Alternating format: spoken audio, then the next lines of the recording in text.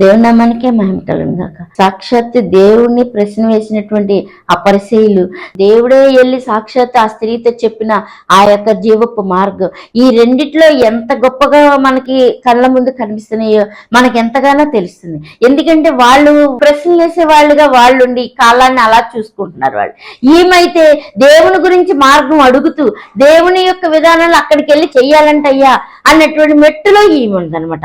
అదే విధంగా ఈ లోక విధానంలో మనం కూడా దేవుని యొద్దకు వచ్చి దేవుని ప్రేమించాలని మనసుంటే ఆ జీవపు విత్తనం మనలో పడి ఆ యొక్క ఆత్మదాహానికి కావలసినటువంటి ఆ దాహాన్ని ఆయన తీర్చి ఫలింపు జీవితంలోనికి నడిపిస్తాడనమాట.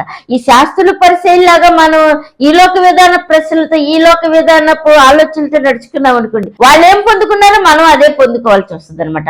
అయితే రెండు సంబంధమైనటువంటి మనుషుల్ని మనం చూస్తున్నప్పుడు జీవాన్ని కలిగి ఉండే ఆ మెట్టులోనికి ఎక్కటానికి మనం చూస్తే ఎంతో అదృష్టవంతులు అవుతామండి.